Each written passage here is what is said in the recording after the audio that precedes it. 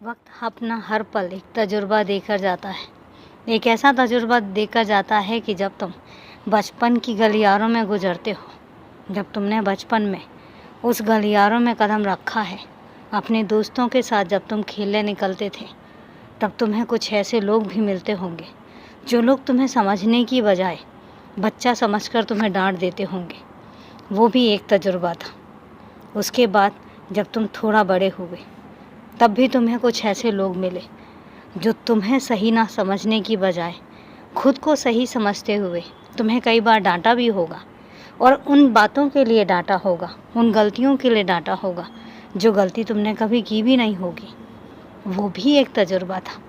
उसके बाद फिर तुम बड़े हुए, तुम्हें तुम्हारे शिक्षक मिले, तुम्हें कई गुरु ऐसे मिले होंगे जिन गुरुओं की आदत होती है कि वो गलत ना होते हुए भी तुम्हें गलत ठहराते हैं, और खुद गलत होते हुए भी खुद को कभी गलत नहीं ठहराते, और फिर तुम्हें डांट सुनने को मिली होगी।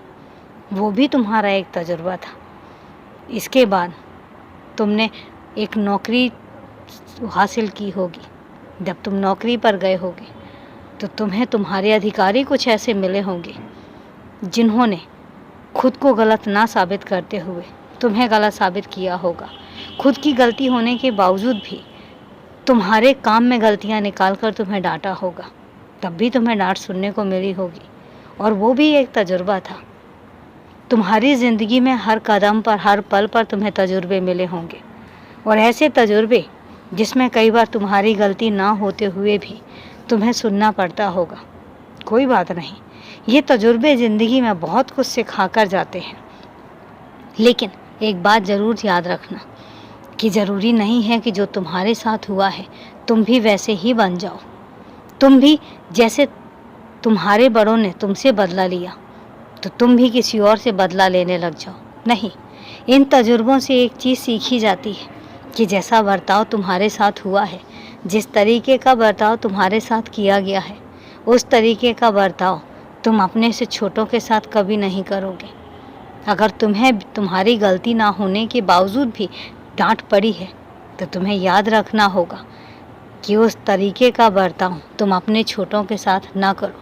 अगर उनकी गलती नहीं है तो उनको शाबाशी दो, और अगर उस जगह पर तुम्हारी गलती है तो अपनी गलती को मानो, और हमेशा अपनी गलती के लिए माफ़ी भी मांगो, क्योंकि माफ़ी मांगने वाला इंसान कभी छोटा नहीं होता। माफ़ी मांगने की हिम्मत हर किसी में नहीं होती। हर किसी में उनका ईगो आ जाता है, उनका अहम आ जाता है, उनका घमंड आ जाता है, और उनको ऐसा लगता है कि वो छोटों के सामने माफ़ी कैसे मांग सकते हैं। लेकिन अगर तुम ये कर रहे हो तो इतना याद रखना कि तुमसे बड़ा इंसान और कोई भी नहीं है, और इसीलिए माफ़ी मांगने में कभी भी हिचकिचाना मत। और अभी के लिए खुश रहो, हमेशा खुश रहो, खूब तरक्की करो।